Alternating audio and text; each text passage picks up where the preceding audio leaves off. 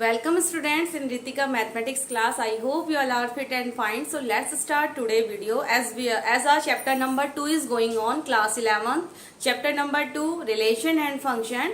And so today video we will cover types of function and that is identical and constant function. In this video we will cover identical function and constant function. So let's start. What is the identical and what is the constant function? So our first is identical function. Identical function. Identical function.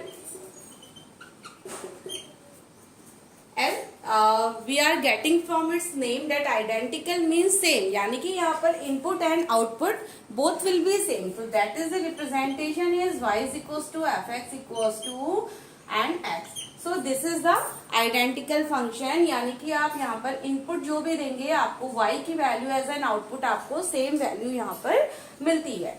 Right now अब इसकी domain and range पे हमने देखना है. Domain and range. Domain and range. So कुछ यहाँ पर positive values के लिए सबसे पहले हम डोमेन को चेक करते हैं और रियल वैल्यूड फंक्शंस के लिए तो फर्स्ट फंक्शन ऑफ अगर -1 नेगेटिव नंबर के साथ जाते हैं तो -1 output, -2 then -2 is output. If -2.1 then output will be -2.1. यानी कि जो भी इनपुट्स हैं सेम वही हमारे आउटपुट होती है. ऐसे ही देन पॉजिटिव वैल्यू के लिए 1 हमने देखा तो 1 देन 2 दैट इज 2. ऐसे आपके एनी रियल वैल्यू नंबर आप यहाँ पर पुट कर सकते हैं. देन f0 तो 0.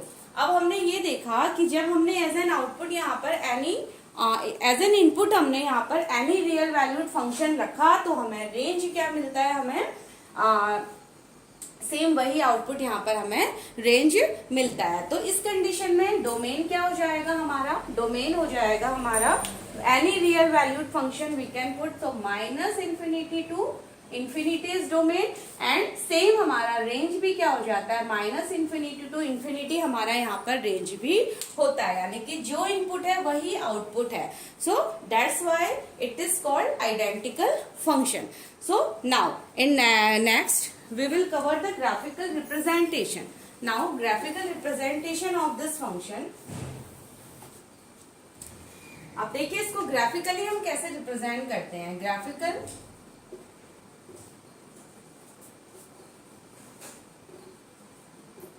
Graphical representation. ग्राफिकल रिप्रेजेंटेशन के लिए हम कुछ इनपुट्स एंड आउटपुट वैल्यूज को भी साथ में ले लेते हैं. लेट f0 तो y भी हमारा 0 यानी कि x हमने 0 रखा तो y हमारा 0. x1 then output y1, x2 then output y is equals to 2, x-1 then output y is equals to -1, x-2 then output -2. तो यानी कि इस तरीके से हमारे पास कुछ वैल्यूज हैं जिसके लिए हम एक ग्राफ यहाँ पर प्लॉट करते हैं. So now this is the axis x y -x and -y and यहाँ पर हमारा सेंटर पॉइंट होता है then 1 2 3 4 and 5 -1 -2 -3 -4 -5 then 1 y axis 2 3 4 and 5 -1 -2 -3 -4 -5. हम यहाँ पर देखते हैं जब हम इस आइडेंटिकल फंक्शन का ग्राफ यहाँ पर प्लॉट करेंगे तो हमें ग्राफ एक मिडिल लाइन मिलती है. एक इस फंक्शन की यानी कि इस ग्राफ की एक मिडिल लाइन हमें एज एन ग्राफ यहाँ पर एक जब हम प्लॉटिंग करते हैं तो हमें मिलता है. Let's see x0 y0 that is this point. Then next point is x1 and y1. x जब 1 है तो y भी क्या है 1. यहाँ पर हमारा पॉइंट देन x2 y2. जब आप इसको ग्राफ शीट में प्लॉट करेंगे चिल्ड्रन तो ये थोड़ा सा और आपको ब्यूटीफुली यहाँ पर हमारा ग्राफ प्लॉट होता है. Then x3 y3 x4 y4 यानी कि straight line. Now comes the negative portion. अब अगर हम नेगेटिव में चलते हैं तो -x -1 है तो y भी हमारा क्या है -1 है. देन x -2 तो y भी -2, x -3 तो y -3, x -4 y -4। अब हम इन सारे पॉइंट्स को आपस में ज्वाइन करते हैं। इन सभी पॉइंट्स को आप आपस में इस तरीके से ज्वाइन कर लीजिए तो हमें एक स्ट्रेट लाइन हमें यहाँ पर मिलता है, यानी कि सीधी लाइन आपको यहाँ पर मिलती है। तो वही हमारी यहाँ पर y = x की लाइन होती है। तो ये हमारा इस तरीके से ग्राफ होता है। और अगर हम यहाँ पर स्लोप देखते हैं तो इट इज 45 डिग्री, यानी कि एग्जैक्टली मिडिल लाइन, वो मिडिल लाइन जो इस ग्राफ को मेंटेन रखती है। तो this is graphical representation. I hope कि आपको ये सारी चीजें कांस्टेंट आइडेंटिकल फंक्शन के लिए समझ आई होंगी। And now comes to the second is constant function. And please pause the video and you can note it down. Now next function is constant function. Constant function.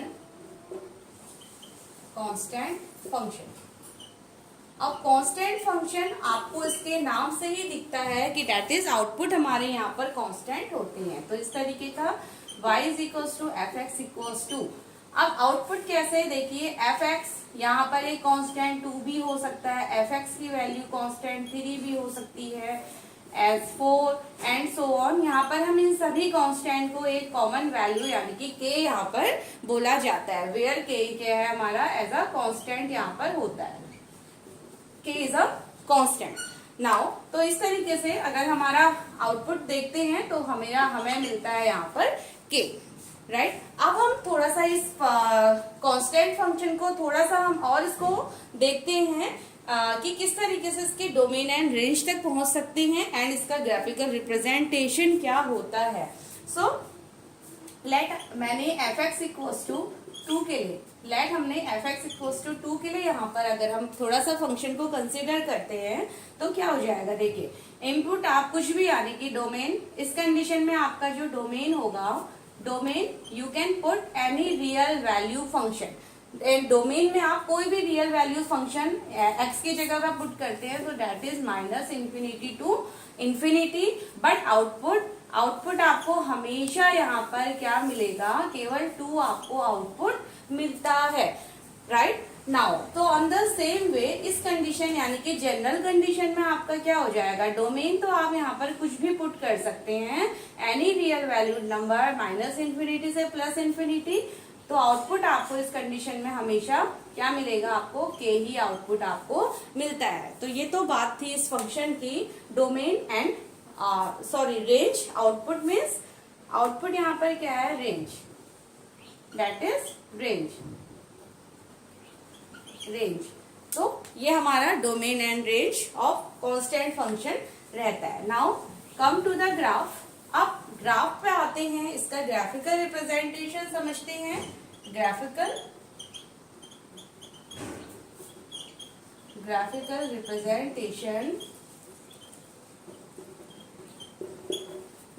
Representation के लिए हम थोड़ा सा इस फंक्शन को देखते हैं, यानी कि आप कुछ भी इनपुट देंगे आउटपुट आपको 2 ही मिलता है, यानी कि आउटपुट हमेशा कांस्टेंट रहता है। तो ये चीज को ध्यान रखते हैं और हम एक यहाँ पर ग्राफ प्लॉट करते हैं। लेट x का -x y -y, कुछ वैल्यूज यहाँ पर रख लेते हैं, 1 2 3 4 up to 5, then 1 2 3 4 5, then -1 -2 -3 -4 -5, -1 -2 -3 -4 and -5। तो ये हमने अपनी वैल्यूज यहाँ पर पुट की हैं। अब इसका ग्राफ प्लॉट करते हैं, यानी कि आप इनपुट कुछ भी रखते हैं इस कंडीशन में, इनपुट यानी कि x की वैल्यू, बट आउटपुट हमेशा आपको क्या मिलेगा, 2 ही आपको मिलता है। तो इनपुट हमारा कुछ भी हो सकता है बट y की वैल्यू हमेशा एक कांस्टेंट बनके रहती है। तो जब y हमारा कांस्टेंट होता है तो यानी कि हमारा ग्राफ क्या हो जाता है, x एक्सिस के पैरेलल हमारा ग्राफ होता है, और इसी तरीके से x एक्सिस के पैरेलल हमारा ग्राफ रहता है। तो इसी तरीके से ये हमारा ग्राफ x एक्सिस के क्या हो जाएगा, पैरेलल एक्ट करेगा। तो इसी तरीके से y = k के लिए भी आप इसी को समझ सकते हैं। तो y = k का ग्राफ कुछ ऐसे होता है। हमने यही इसी को यानी कि पहले हमने 2 के अकॉर्डिंग इस ग्राफ को प्लॉट किया, तो इसी तरीके का अब अगर हम 2 को ना लेते हैं तो जो भी कांस्टेंट वैल्यू होगी तो उस पर हमें एक पैरेलल लाइन यानी कि एक्स एक्सिस के हमें इस तरीके का ग्राफ मिलता है। तो आई होप कि आपको identical function and constant function समझ आया होगा। Now please note it down.